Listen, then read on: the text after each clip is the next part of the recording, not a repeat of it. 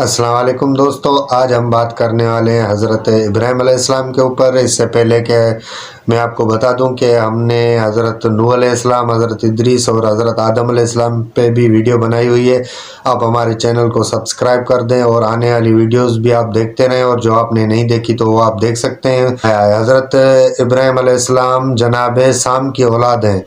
حضرت نوح علیہ السلام پہ جو ہم نے ویڈیو بنائی ہے اس میں ساری نسل انسانیت ہم نے بتائی ہوئی ہے، اور جو حضرت ابراہیم ہے وہ جناب سام کے اولاد میں سے ہیں۔ حضرت ابراہیم علیہ السلام کی ولادت عراق کے شہر بابل میں ہوئی ہے، اور آپ کے جو والد کا نام ہے وہ ہے طارق، اور اس کا لقب تھا آزر۔ آزر یعنی مدد کرنے والا۔ وہ اپنے قوم کی جو ہے وہ مدد کرتا تھا، اس لیے قبیلے والوں کی مدد کرتا تھا، اور قبیلے والوں نے اس کو لقب دیا تھا آزر۔ حضرت ابراہیم علیہ السلام نے کبھی اپنی زندگی میں ایک سیکنڈ کے لیے بھی کبھی بتوں کی پوجا نہیں کی۔ حضرت ابراہیم علیہ السلام کی جو قوم تھی وہ بتوں کو پوجتی تھی، اور حضرت ابراہیم علیہ السلام ان کو اللہ کی دعوت دیتے تھے۔ ایک دن وہ سارے جو لوگ تھے وہ ایک میلے پہ چلے گئے، تو حضرت ابراہیم علیہ السلام نے پیچھے جو بت تھے وہ سارے توڑ دیے، اور جو سب سے بڑا بت تھا اس کے کاندھے کے اوپر کلاڑی رکھ دی۔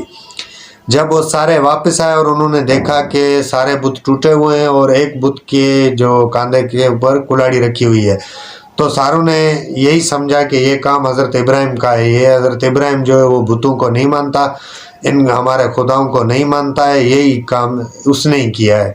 تو جو سارے تھے وہ حضرت ابراہیم کے پاس آئے، اور حضرت ابراہیم نے یہی فرمایا کہ یہ جو بڑا بت ہے اس نے یہ سارا کام کیا ہے۔ تو سارے مل کے بولنے لگے کہ یہ جو بت ہیں ان کو ہم نے اپنے ہاتھوں سے بنایا ہے، یہ کیا بت ایک دوسرے کو نہیں توڑ سکتے؟ یہ جو اپنی جگہ سے نہیں ہل سکتے وہ کیا توڑیں گے ایک دوسرے کو؟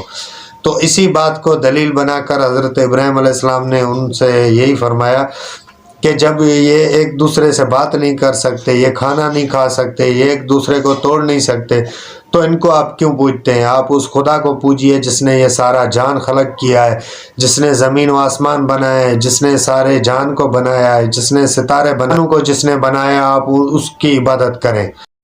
جب حضرت ابراہیم علیہ السلام نے ان کو دلیل کے ساتھ خدا تعالیٰ کا جو پیغام تھا وہ بتایا، لیکن ان لوگوں نے نہیں مانا، اور ان لوگوں نے حضرت ابراہیم علیہ السلام کے لیے ایک سازش تیار کی۔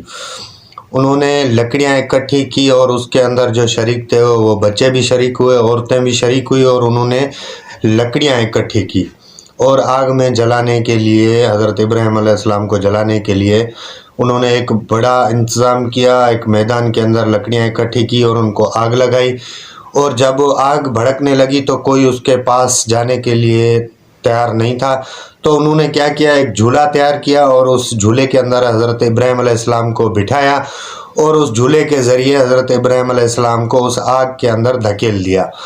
جب آگ نے حضرت ابراہیم علیہ السلام کو نہیں جلایا، خدا تعالیٰ کا حکم تھا آگ کو کہ ابراہیم کو نہیں جلانا، تو آگ نے جب نہیں جلایا، جب حضرت ابراہیم علیہ السلام آگ سے ساتھ سلامت جب باہر آئے، تو ان لوگوں نے دیکھا، اور حضرت ابراہیم نے پھر وہاں فرمایا کہ یہ اللہ تعالیٰ کا معجزہ ہے، اور جو خالق ہے اس نے مجھے بچا لیا ہے اس آگ سے۔ تو پھر بھی وہ لوگ مسلمان نہ ہوئے، اور ان میں سے صرف ایک شخص مسلمان ہوا، اور اس کا نام تھا حضرت لوط علیہ السلام۔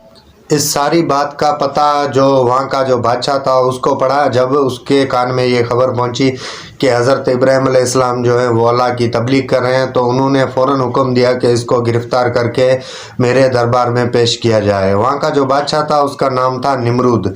جب حضرت ابراہیم علیہ السلام کو اس کی دربار میں پیش کیا گیا تو حضرت ابراہیم علیہ السلام نے وہاں بھی اللہ کی تبلیغ کی۔ تو نمرود نے کیا کیا کہ دو جو قیدی تھے اس کی جیل کے اندر، دو تو ان کو بلایا گیا، ایک کو پھانسی کی سزا تھی، اس کو بخش کر دیا، اور جس کو کل آزاد ہونا تھا اس کو پھانسی دے دی۔ تو حضرت ابراہیم کو دلیل بنا کے یہ بتایا کہ جس کو مرنا تھا وہ زندہ ہو گیا، اور جس کو زندہ ہونا تھا بچنا تھا وہ مر گیا۔ تو حضرت ابراہیم علیہ السلام نے فرمایا کہ تم سورج جو مشرق سے نکلتا ہے اور مغرب کی طرف غروب ہوتا ہے، تو اس کو تم مغرب سے نکالو اور مشرق کی طرف غروب کرو۔ تو یہ جو کام تھا وہ نمرود سے نہ ہوا، اور نمرود نے سوچا کہ یہ جو یہاں کی جو قوم ہے یہ ساری مسلمان ہو جائے گی، لہذا اس کو ملک سے در بدر کیا جائے، ملک بدر کیا جائے۔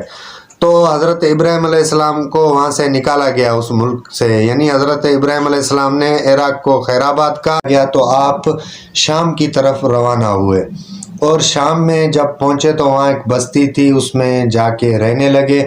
اس بستی کے اندر حضرت ابراہیم علیہ السلام کا چچا رہتا تھا، اور اس کی ایک بیٹی تھی جس کا نام بی بی سارہ تھا، اور حضرت ابراہیم علیہ السلام کا نکاح بی بی سارہ کے ساتھ وہاں پہ ہو گیا، اور آپ کی شادی ہو گئی بی بی سارہ کے ساتھ۔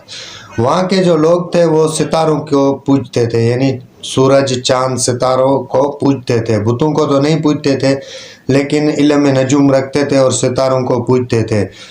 تو حضرت ابراہیم علیہ السلام نے وہاں پہ اللہ کی تبلیغ کی اور ان کو سمجھایا کہ خدا ایک ہے، اس کی عبادت کرو، یہ ساری چیزیں خدا تعالیٰ کی بنائی ہوئی ہیں۔ اور ان لوگوں نے حضرت ابراہیم علیہ السلام کی بات نہ مانی اور وہ اسی کام میں لگ گئے۔ تو حضرت ابراہیم علیہ السلام وہاں سے بھی روانہ ہوئے اور آپ مصر کی طرف روانہ ہوئے۔ جب مصر پہنچے تو وہاں کے بادشاہ کو پتہ لگا کہ ایک بہت ہی خوبصورت عورت ہے اور اس کے ساتھ ایک آدمی ہے، وہ آئے ہوئے ہیں ادھر۔ تو مصر کے بادشاہ نے حکم دیا کہ اس عورت کو گرفتار کر کے لے آؤ۔ جب بی بی سارہ کو گرفتار کر کے لے جایا گیا اس کی دربار کے اندر، اور بی بی صاحبہ کو قید کیا گیا، جب وہ بادشاہ بی بی صاحبہ کے پاس گیا تو اس کا جو ہاتھ ہے وہ شل ہو گیا۔ جب ہاتھ لگانے لگا تو اس کا ہاتھ جو ہے وہ شل ہو گیا۔ تو اس نے التجا کی بی بی صاحبہ سے کہ میرا ہاتھ جو ہے یہ شل ہو گیا ہے، تو بی بی نے خدا تعالیٰ سے دعا کی اور اس کا ہاتھ ٹھیک ہو گیا۔ اور پھر دوسری مرتبہ بھی اس نے ہاتھ لگانے کی کوشش کی تو دوسری مرتبہ بھی اس کا جو ہاتھ ہے وہ شل ہو گیا۔ جب دوسری مرتبہ بھی بی بی نے دعا کی، اس کا ہاتھ ٹھیک ہو گیا، تو تیسری بار بھی اس نے یہی غلطی کی، تو تیسری بار بی بی نے دعا نہیں کی۔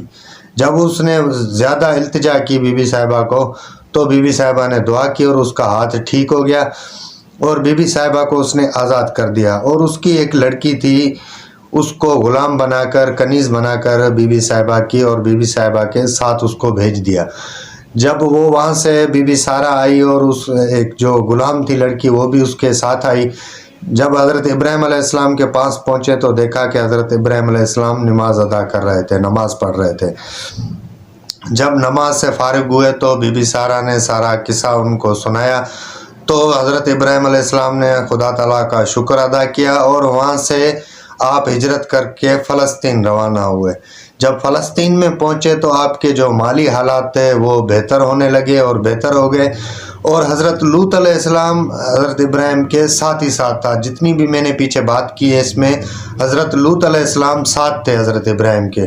وہاں سے حضرت لوط علیہ السلام کو ایک بستی تھی، اس کی طرف حضرت ابراہیم نے روانہ کیا اور وہاں جا کے خدا کی تبلیغ کرے۔ تو حضرت لوط علیہ السلام وہاں سے ایک بستی کی جانب روانہ ہوئے، اور حضرت ابراہیم علیہ السلام، بی بی سارہ اور بی بی ہاجرہ، جو تیسری جو غلام لڑکی تھی اس کا نام تھا بی بی ہاجرہ، اور وہاں پہ بی بی سارہ نے نکاح کر دیا تھا بی بی ہاجرہ کا بھی حضرت ابراہیم علیہ السلام کے ساتھ، اور اللہ تعالیٰ نے ان کو ایک بیٹا دیا جس کا نام اسماعیل رکھا۔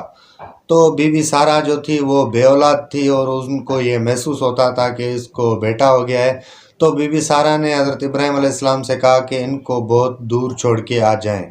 تو حضرت ابراہیم وہاں سے نکلے، بی بی ہاجرہ کو اور حضرت اسماعیل کو ساتھ لیا، اور آپ آئے عرب کے اندر، اور وہاں پہ بی بی ہاجرہ کو چھوڑ دیا۔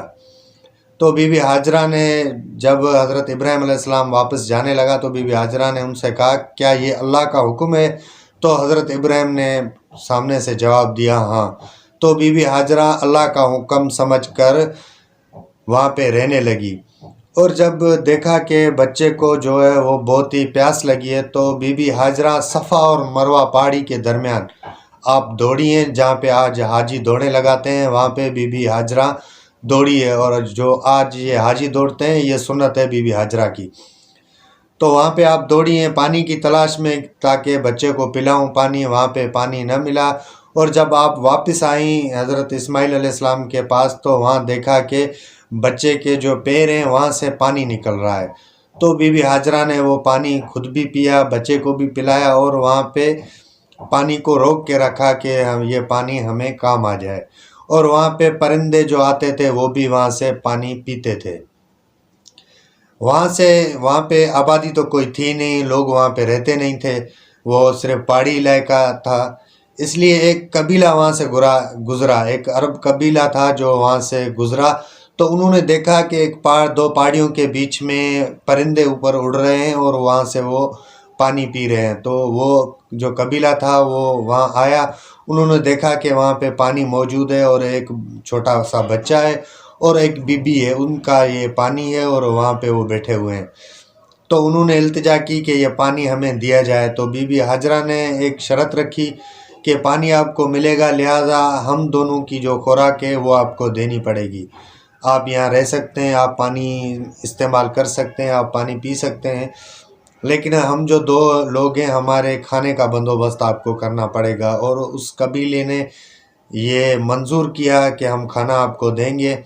तो वो वहाँ पे रहने लगा और ये आब ज़मज़म वो भी पीने लगे। तो बीबी साहिबा वहाँ पे रहने लगी और हज़रत इब्राहिम अलैहिस्सलाम आते थे, खबरचार लेके उनकी वापस जाते रहते थे फ़लस्तीन। तो एक बार हज़रत इब्राहिम अलैहिस्सलाम वहाँ पे आए और सो रहे थे आप, वहाँ पे आपको इब्राहिम अलैहिस्सलाम को ख्वाब आया कि आप अपने बेटे की कुर्बानी करें अल्लाह के राह में। तो हज़रत इब्राहिम अलैहिस्सलाम ने इस्माइल को ये सारी बात बताई, हज़रत इस्माइल अलैहिस्सलाम को, और हज़रत इस्माइल अलैहिस्सलाम भी इस कुर्बानी के लिए तैयार हो गए। और जब हज़रत इस्माइल अलैहिस्सलाम तैयार हुए तो जो शैतान था उसने बीबी हाजरा को जाके बताया कि इस्माइल को हज़रत इब्राहिम ज़िबा करने वाले हैं। तो बीबी ने बोला कि अगर ज़िबा करने वाले हैं खुदा तआला की राह में तो मुझे ये मंजूर है। जब छुरी हज़रत इस्माइल अलैहिस्सलाम के गर्दन पे चलाई गई तो छुरी ना चली और जन्नत से एक दुम्बा आया और वो दुम्बा वहाँ पे ज़िबा हो गया और हज़रत इब्राहिम अलैहिस्सलाम की कुर्बानी जो है वो कबूल हो गई खुदा ताला की दरबार में। और फ़लस्तीन के अंदर बीबी सारा रहती थी। तो अल्लाह ताला ने बीबी सारा को खुशखबरी सुनाई कि मैं आपको एक बेटा देने वाला हूँ, वो भी नबी, और उस बेटे का जो बेटा होगा वो भी नबी होगा। तो बीबी सारा ने जब हज़रत इब्राहिम अलैहिस्सलाम ने ये बात बीबी सारा को बताई तो बीबी सारा ने बोला कि मैं तकरीबन 90 साल की हूँ और 120 साल के आप हैं, तो ये कहाँ से होगा। तो हज़रत इब्राहिम अलैहिस्सलाम ने कहा कि खुदा ताला जब देता है तो ऐसे ही दे देता है। और उसके बाद हज़रत इसहाक़ अलैहिस्सलाम पैदा हुए और हज़रत इसहाक़ अलैहिस्सलाम से हज़रत याकूब अलैहिस्सलाम पैदा हुए। और उसके बाद सबसे पहले जो इनमें से वफ़ात है वो वफ़ात हुई है बीबी हाजरा की। और उसके बाद जो वफ़ात हुई है बीबी सारा की 127 साल की उम्र के अंदर। और उसके बाद वफ़ात हुई है हज़रत इब्राहिम अलैहिस्सलाम की 175 साल की उम्र के अंदर। दोस्तों, अगर आपको ये वीडियो अच्छी लगी है तो आप प्लीज़ हमें सब्सक्राइब ज़रूर कर दें।